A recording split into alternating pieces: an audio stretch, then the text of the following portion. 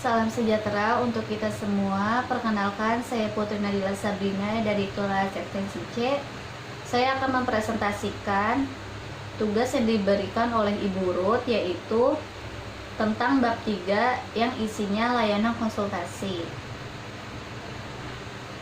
Apa itu layanan konsultasi dan apa saja yang tercantum dalam layanan konsultasi, seperti tujuan, komponen, asas, pendekatan, strategi, dan lain sebagainya. Langsung saja, layanan konsultasi adalah layanan yang diberikan oleh konselor atau konsultan kepada pihak kedua, yaitu konsulti, untuk membantu mengentaskan permasalahan yang sedang dihadapi oleh pihak ketiga.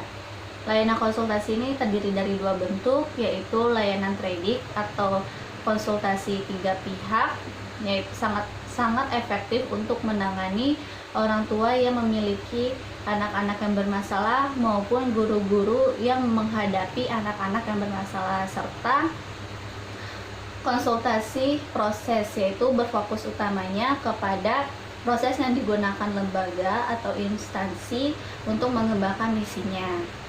Nah, tujuan dari konsultasi ini adalah untuk mengentaskan permasalahan yang sedang dihadapi oleh pihak ketiga. Itu tujuan umumnya, sedangkan tujuan khususnya adalah kemampuan konsulti maupun konselor berupa fungsi pemahaman maupun fungsi pengentasan yang membantu menyelesaikan permasalahan pihak ketiga. Jadi di sini tuh konselor maupun konsultasi mengembangkan fungsi pemahaman dan fungsi pengentasannya untuk membantu pihak ketiga. Lalu ada komponen-komponen dalam layanan konsultasi. Di sini ada konselor maupun konsultan, pihak kedua atau konsulti, dan juga pihak ketiga. Konselor adalah tenaga ahli konseling yang memiliki kewenangan untuk melakukan pelayanan konseling pada bidang tugas pekerjaannya. Sedangkan konsulti adalah individu yang meminta bantuan kepada konselor agar dirinya mampu menangani kondisi atau permasalahan pihak ketiga. Sedangkan pihak ketiga ini adalah individu yang permasalahannya dipersoalkan oleh konsulti. Lanjut, di sini ada asas-asas konsultasi yang dimana di dalamnya terdapat etika dasar konseling. 3 etika dasar konseling yaitu kerahasiaan, kesukarelaan, dan keputusan yang diambil oleh klien sendiri. Dan juga kemandirian, yaitu layanan konseling yang diberikan itu tujuannya untuk memandirikan klien atau pihak ketiga dengan keputusan yang telah ia pilih. Tahap-tahapan kemandiriannya itu seperti berikut, yaitu memahami dan menerima diri sendiri maupun lingkungannya secara positif dan dinamis, lalu mengambil keputusan secara positif dan tepat melalui analisis dan diskusi lebih lanjut. Setelah mengambil keputusan, maka mengarahkan diri sesuai dengan keputusan yang dia ambil, serta mewujudkan dirinya sendiri. Tahap ini untuk memandirikan klien dari KST ke kehidupan efektif sehari-harinya terganggu menjadi kehidupan efektif sehari-hari. Dan terdapat asas-asas yang lainnya yang digunakan dalam konsultasi yang kaitannya dengan pihak ketiga. Lalu ada pendekatan strategi dan teknik.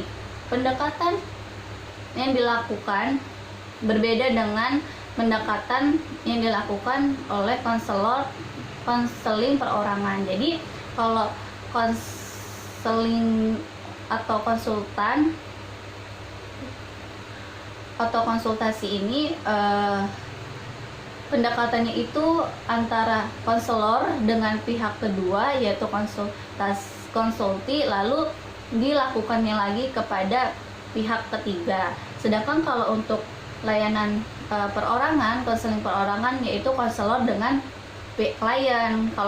Kalau konsultasi yaitu konselor dengan klien dan disampaikan lagi kepada pihak ketiga. Jadi perantara di sini adalah kliennya, klien atau konsulti sebagai perantara seperti ini. Jadi hubungannya konselor dengan pihak kedua atau konsulti lalu diterapkan kepada pihak ketiga, dikembangkan seperti itu.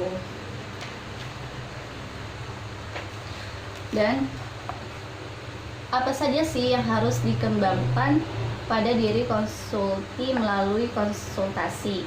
Tidak lain adalah WPKNS. Dalam WPKNS ini terdiri yaitu wawasan secara umum tentang pihak ketiga, yaitu wawasan yang dimiliki oleh konselor mengenai pihak ketiga, lalu pengetahuan yang dimiliki konselor tentang hal-hal spesifik yang berkenaan dengan kaitannya antara konselor konsulti dengan pihak ketiga.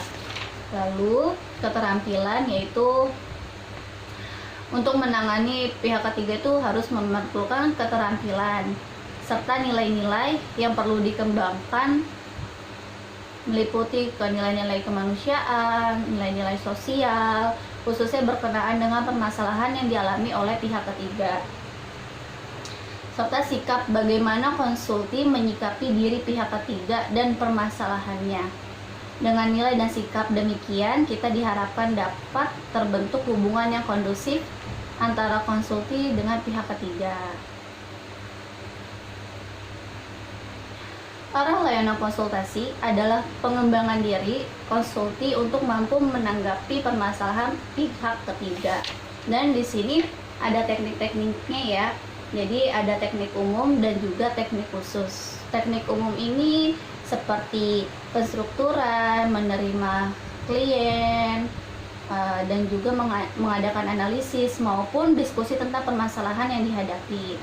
Kalau teknik khususnya itu dimaksudkan untuk mengubah tingkah laku klien atau konsulti, seperti